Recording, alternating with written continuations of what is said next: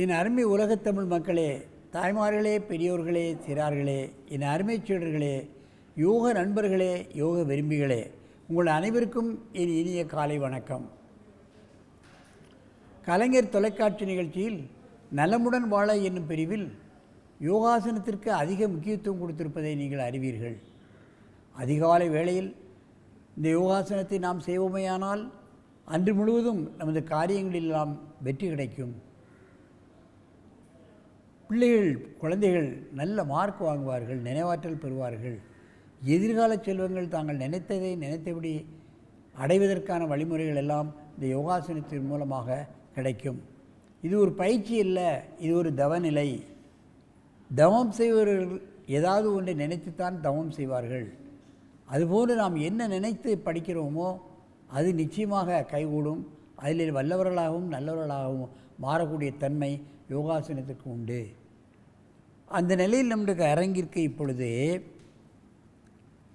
Surender BE mechanical MBA படித்தவர்கள், 38 வயது.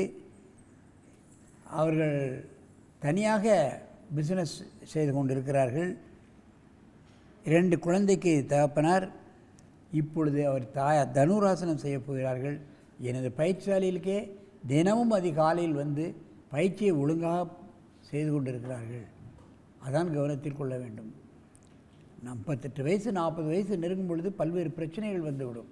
அவற்றையெல்லாம் தவிர்க்க வேண்டும் என்று சொன்னால் 30 வயது நெருங்கும் பொழுதே நாம் உடலை சரியாக ஆரம்பிக்கக்கூடிய நிலைக்கு வர வேண்டும் என்று சொன்னால் அவர்கள் கண்டிப்பாக யோகாசனம் செய்ய வேண்டும். இப்பொழுது அவர்கள் முதலில் தனுராசனம் செய்ய போகிறார்கள். என் அருமை சீடரே, அப்படியே கூப்பிடப்படுங்க. காலை இறுக்கி பிடித்துக் கொள்ள வேண்டும். முழுமையாக தனுராசனம் செய்கிறார். பாடியினுடைய வெயிட் அத்தனையும் வயிற்றுக்கு வந்து விடுகிறது.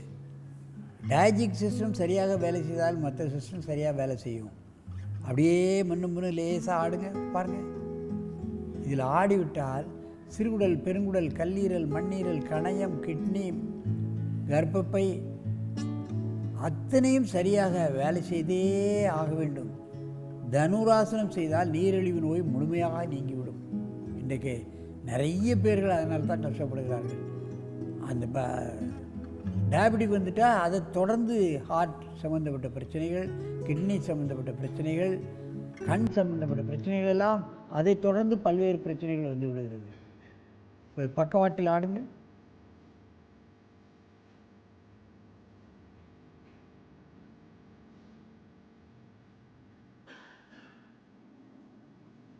டயஜிக் சிஸ்டத்தில் தான் நமக்கு நிறைய வியாதிகள் வருது. வயிற்றில் கல்லடைப்பு என்று சொல்லி விடுகிறார்கள், கிட்னி ஃபெயிலியர் என்று சொல்லி விடுகிறார்கள், அல்லது குடலில் பிரச்சனைகள், பெருங்குடல் சிறுகுடலிலே பிரச்சனை வந்து விடுகிறது, மாதவிடாய் சம்பந்தப்பட்ட பிரச்சனைகள் வந்து விடுகிறது பெண்களுக்கு. இந்த ஆசனம் செய்தால் டயஜிக் சிஸ்டத்தில் எந்த பிரச்சனையும் வராது. மார்பகம் விரிக்கப்படுகின்ற காரணத்தினால் ஹார்ட் அண்ட் லங்ஸ் சரியாக இயங்கும். காலை விட்டு விடுங்கள். நன்றாக மூச்சு இழுங்கள்.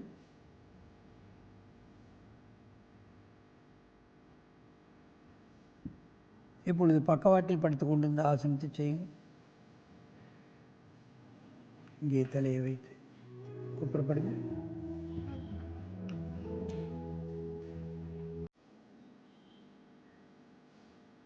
காலை இந்த கையை கொண்டு இறுக்கி பிடித்து கொள்ள வேண்டும். காலை நன்றாக பின்னாலே இழுக்க வேண்டும். தலையை மேலே தூக்க வேண்டும். வெயிட் பூரா வயிற்றுக்கு வந்துடுது. அப்புறம் ஆடுறோம். ஆடும்போது சிறுகுடல், பெருங்குடல், கல்லீரல், மண்ணீரல்லாம் நசுக்கப்படுகிறது. அது வேலை செய்தே ஆகணும். பேங்க்ரியாஸ் வேலை செய்ய ஆகணும்.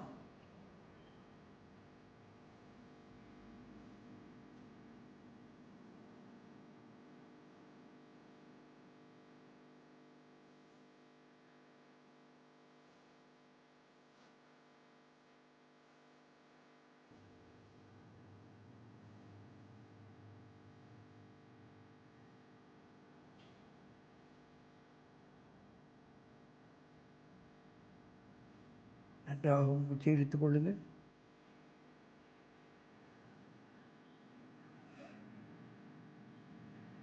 இப்போ மெதுவாக எழுந்து அங்கே தலையை வைத்து இங்கே கால் நீட்டுங்க.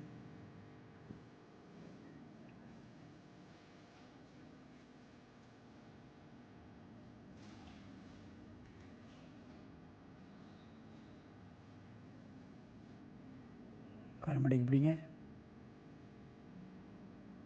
ஆரம்ப கட்டத்தில் காலை எட்டி பிடிக்க முடியாது. வயிறு பெரிதாக இருக்கின்ற காரணத்தினாலும் முதுகெலும்பு இறுகிவிட்ட காரணத்தினாலும் கால் பிடிக்க முடியாது. எழுங்க, பின்னால் ஆடுங்க. கால்லேயும் 2 துண்டை போட்டு பிடிச்சி, கையை பிடிச்சி தான் குண்டானவர்கள், முதுகெலும்பு இறுகினவர்கள்லாம் பழகணும். அதில் யாராவது ஒரு ஆள் பெருவரில் பிடிச்சி ஆட்டி விடணும்.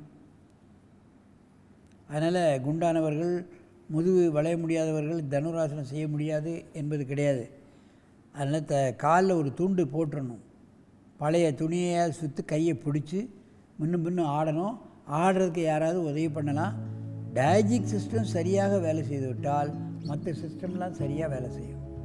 என் அருமை பெரியோர்களே, தாய்மார்களே, சிறார்களே, ஆசனங்களில் அற்புதமானது தனுராசனம். அதில் ஆடுவது, முன்னும் ஆடுவது. பக்கத்து ஆட்டில் ஆடினால் வயிற்றில் தான் எத்தனை பிரச்சனை. இன்றைக்கி பேங்க்ரியாஸ் வேலை செய்யாமல் கிட்னி ஃபெயிலியர் ஆகி, ஹார்ட் ஃபெயிலியர் ஆகி, மூளைக்கு ரத்தம் செல்லாமல் பல்வேறு பிரச்சனைகள்.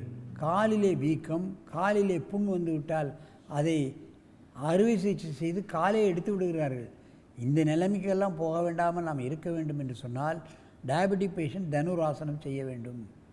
நிச்சயமாக அவர்கள் முழுமையாக அந்த டயபெட்டிக்கில் இருந்து விடுபட்டு விடலாம் என்பதை நீங்கள் தெரிந்து கொள்ள வேண்டும். அத்தோடு கசப்புணர்வு சேர்ப்பதே இல்லை. அறுசுவையில் நாம் உப்பு புளிக்காரம் தான் அதிகமாக சேர்க்குறோம். தோற்பும் கசப்பும் சேர்க்கிறதே கிடையாது. உணவிலேயே அறுசுவையிலேயே அந்த காலத்திலே ஆரோக்கியமாக தங்கள் உடலை வைத்து கொண்டார்கள். ஆகவே உணவோடு ஆசனத்தையும் பழகி தங்களுக்கு ஏற்பட்டிருக்கின்ற பல்வேறு பிரச்சனைகள், நீரிழிவு போன்ற பிரச்சனைகளை இந்த தனுராசனத்தின் மூலமாக நீக்கி கொண்டு என்றும் ஆரோக்கியமாக இனிது நெடிது வாழ வேண்டும் என்று கேட்டு உங்களிடமிருந்து விடைபெறுவது ஆசனம் ஆண்டியப்பன். வணக்கம்.